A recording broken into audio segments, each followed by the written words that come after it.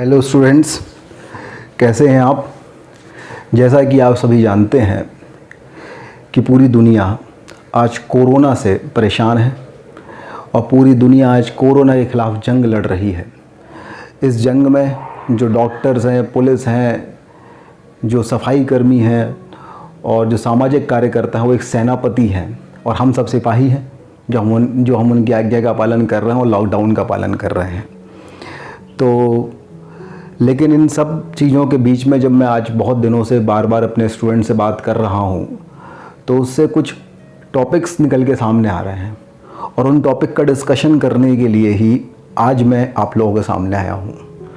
मैं देख रहा हूँ कि इस लॉकडाउन के कारण लोगों की हेल्थ ख़राब हो सकती है, इस कोरोना के कारण लोगों की हेल्थ ख़राब हो सकती है, लेकिन चूँकि स्कूल एज वाले बच्चे बहुत छोटे रहते हैं तो इससे उनके मन पे भी प्रभाव पड़ रहा है और उनको ऐसा लग रहा है कि उनके करियर पे भी प्रभाव पड़ रहा है। ध्यान रखिए, मैंने बोला उनको ऐसा लग रहा है कि करियर पे ही प्रभाव पड़ रहा है, लेकिन कई हद तक अपन कह सकते हैं कि करियर पे प्रभाव भी पड़ सकता है अगर वो सावधानीपूर्वक काम ना करें। तो हम आज इस टॉपिक पे बात करने आए हैं कि लॉकडाउन में बच्चे कैसे पढ़ाई करें, लॉकडाउन में बच्चों का फ्रेम ऑफ माइंड क्या हो, लॉकडाउन में बच्चों की दिनचर्या क्या हो, लॉकडाउन में बच्चे किस तरीके से पढ़ाई करें ताकि उनको आगे जाके कोई भी दिक्कतें ना जाएं। तो सबसे पहले मैं बच्चों से एक बात कहना चाहता हूं कि भाई लॉकडाउन जैसे भी है तो सबको पता है कि आपके घर का माहौल शायद आपको जैसा लगना चाहिए वैसा नहीं है। कई बच्चों से मेरी बात हुई तो बच्चों का कहना है कि सर मेरे पेरेंट्स दिन भर घर पे रहते हैं, दिन भर फ्री रहते हैं, तो उनके लिए एक मैं ही मिलता हूँ तो वो भी बोलते हैं बेटा पढ़ाई कर पढ़ाई कर पढ़ाई कर। स्कूल वाले भी जो हैं वो बोलते हैं पढ़ाई करो, ऑनलाइन क्लासेस लगा रखी हैं, बहुत सारे कोचिंग वाले बोल रहे हैं पढ़ाई करो। तो पढ़ाई का लोड नहीं होने पे भी बहुत ज़्यादा हो रहा है जिससे मेंटली डिस्टर्ब हो रहे हैं। देखिए ये जो है ना समस्या, ये समस्या पढ़ाई के लोड की नहीं है, ये समस्या ये है कि आपके अंदर उस चीज़ को लेकर नेगेटिविटी आ गई है, बच्चे नेगेटिव सोच रहे हैं इसलिए आपको समस्या हो रही है। तो मैं ये कहूँगा सबसे पहले इस चीज़ को समझें कि आपको नेगेटिव नहीं होना है चीज़ों को लेके। तो अगर आप कुछ पॉइंट्स को समझेंगे तो आपको इससे उतना ज़्यादा इफेक्ट नहीं होगा। सबसे पहला पॉइंट मैं ये कहूँगा कि आपको घबराना नहीं है, आपको डरना नहीं है। कई सारे बच्चे जो अच्छे पढ़ने लिखने वाले बच्चे हैं वो भी डर रहे हैं, वो ये सोच रहे हैं कि सर अब तो क्या होगा, हमारा तो कोर्स ही नहीं हो पाएगा, या फिर अब हमारे जो हैं कई सारे चैप्टर्स नहीं हो पाएंगे, या हमने जो सोचा था वैसा नहीं हो पाएगा, हमारा तो अभी तक हमने सोचा था कि इतना सारा कोर्स कंप्लीट हो जाएगा, वो कोर्स नहीं हो पा रहा है, तो हम कैसे करेंगे, स्कूल्स में कैसे होगा, कोचिंग्स में कैसे होगा, हमारे एम कैसे पूरे होंगे, हमारे सपने कैसे पूरे होंगे। ऐसे बहुत सारा डर एक बच्चों के अंदर, कई सारे अच्छे पढ़ने वाले बच्चों के अंदर आ रहा है।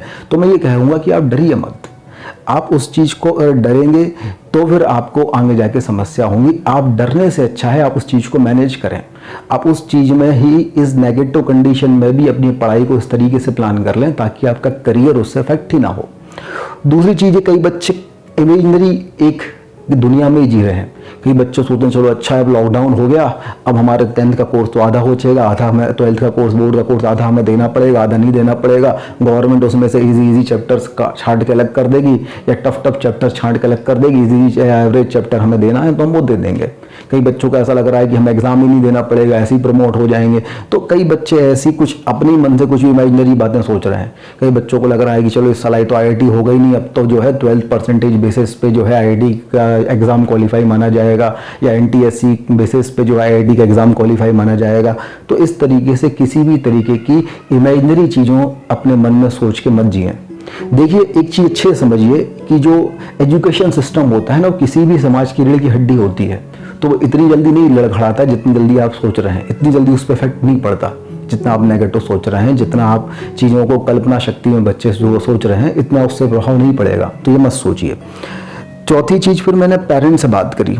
जब बच्चे ऐसी बातें कर रहे थे ना, पढ़ने लिखने वाले बच्चों को लग रहा डर रहे थे और जो एवरेज बच्चे हैं वो नेगेटिव सोच रहे थे, तो मैंने कुछ पेरेंट्स से बात करी तो मुझे उन्होंने बताया कि भाई कई बच्चे बहुत आलसी हो गए हैं, कई बच्चे दिन के 10-10 12-12 घंटे सोते हैं और जो है उसके बाद फिर मोबाइल भी खेलते हैं, टाइम पास भी करते हैं, तो उसके बाद पढ़ाई नहीं कर रहे हैं। कई पेरेंट्स ने बताया कि बच्चे सो तो नहीं रहे हैं लेकिन वो आलसी हो गए और अनपंक्चुअल हो गए हैं।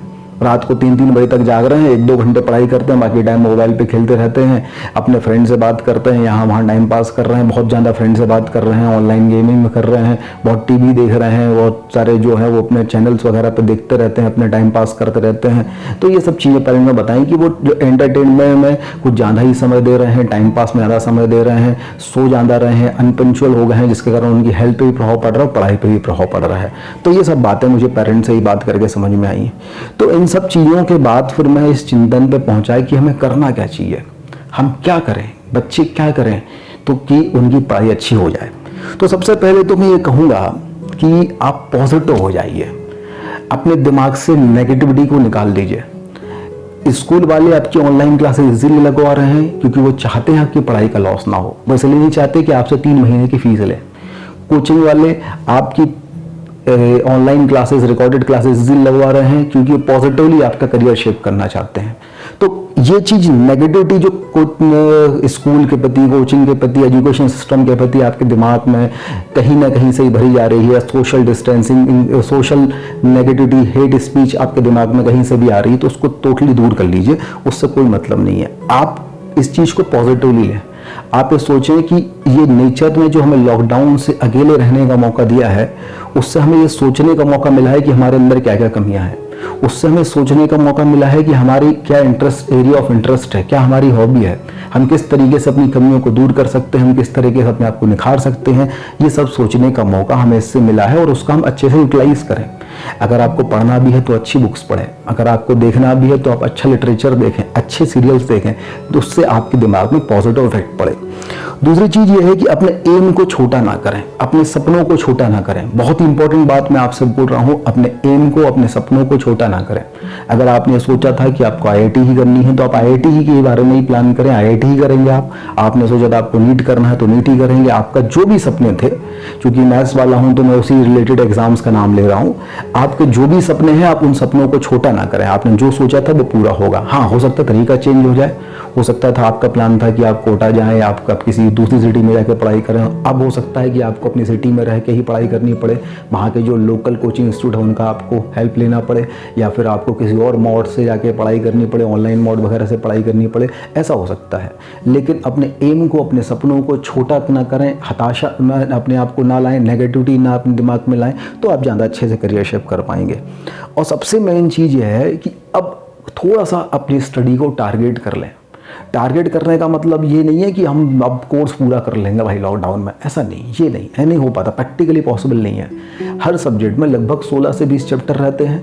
अगर आप स्टार्टिंग के 1 से 2 चैप्टर या कुछ बेसिक चैप्टर्स जो स्टार्टिंग के 1 से 2 नहीं भी लें, आप फर्स्ट सेकंड ना लें, लेकिन जो कुछ बेसिक 1-2 चैप्टर्स रहते हैं, अगर उन चैप्टर्स को आप अच्छे से कर लें तो आपका टारगेट इतना ही रहे तो बहुत अच्छा है पर सब्जेक्ट में। आप ये सोचें कि सभी सब्जेक्ट के जो 1-2 बेसिक चैप्टर्स हैं वो हमें करने हैं। उसके लिए आप कैसे करें, आप प्रॉपर, जब भी देखिए अभी आप ऑनलाइन मोड में पढ़ाई कर रहे हैं, आप रिकॉर्डेड लेक्चर्स देखते हैं या आप ऑनलाइन लाइव क्लासेस अटेंड करते हैं, तो सबसे पहले आप उसके प्रॉपर नोट्स बनाएं। आप ये सोचिए जैसे नोट्स आप वहाँ पे बनाते हैं, क्लास में बैठ के बनाते हैं, उससे अच्छे नोट्स आपको घर पे बैठ के बनाने हैं। दूसरी चीज़ ये है कि जब आप नोट्स बना रहे हैं, जब आप चीज़ों को पढ़ रहे हैं, जैसे रिकॉर्डेड लेक्चर्स मैं अपने यूट्यूब पे लेक्चर्स डालता हूँ, आप वो देख रहे हैं, आपको चीज़ें समझ में नहीं आ रही तो उसको आगे पीछे करके देखो, उसके बाद समझो, उसके बाद नोट करो। और कई बार समझ में नहीं आ रही है तो नोट करो, तो वहाँ पर डाउट मार्क करो अपना। और जब मेरे जैसे लोग लाइव क्लासेस में आते हैं, आपके टीचर्स लाइव क्लासेस में आते हैं, और आप उनको डाउट बताओ और अपने डाउट ज़रूर क्लियर करो। चौथी चीज़ ये है कि जब आपको टीचर कोई काम दे रहा है ना, जैसे आपको टीचर ने बोला कि हमें ये होमवर्क है आपका, तो उस होमवर्क को सीरियसली लो, उस होमवर्क को करो। ऐसा नहीं है कि चलो अब तो कोई चेक करने वाला नहीं है तो हम उसको ना करें। और सबसे इम्पॉर्टेंट चीज़ ये है, एक चीज़ को आप बहुत अच्छे से समझिए कि आपकी सफलता के लिए, आपके करियर के लिए जो आपके अकेला की जो मेहनत है वो रंग नहीं लाएगी। किसी भी स्टूडेंट की सफलता 3 लोगों की टीम मिलकर डिसाइड करती है, एक तो स्टूडेंट्स, एक पेरेंट्स और एक टीचर। इस टीम में से अगर कोई भी एक बंदा ढीला हो जाए तो स्टूडेंट का रिजल्ट ख़राब हो जाएगा।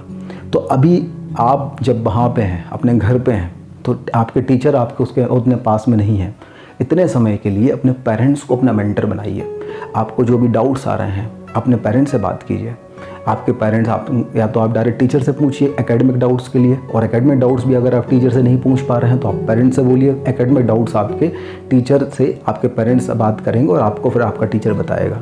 इसके अलावा जो नॉन एकेडमिक्स आपको कन्फ्यूजन्स हो रही हैं, आपको डिप्रेशन आ रही हैं, आपके मन में नेगेटिव विचार आ रहे हैं, तो अपने पेरेंट्स से बात कीजिए। अपने पेरेंट्स को अपना मेंटर बनाइए। अपनी जो डेली रूटीन है, अपने जो टारगेट हैं, सभी चीज़ें पेरेंट्स से शेयर कीजिए और शेयर करके उनकी आप हेल्प लीजिए उन चीज़ों को, उन टारगेट्स को पूरा करने के लिए। अगर आप ऐसा करेंगे तो निश्चित ही आप इस लॉकडाउन में बहुत अच्छी पढ़ाई करके रहेंगे, जिससे ना तो आपके मन पे कोई इफेक्ट पड़ेगा, ना आपके करियर पे कोई इफेक्ट पड़ेगा, और आपके हेल्थ पे तो कोई इफेक्ट पड़ेगा ही नहीं अगर आप लॉकडाउन का पालन कर रहे हैं तो इसलिए बी पॉजिटिव, बी हेल्दी, अपने घर पे रहें, पॉजिटिविटी के साथ अपना करियर बनाएं। बस इतना ही मैं कहना चाहूँगा। Thank you.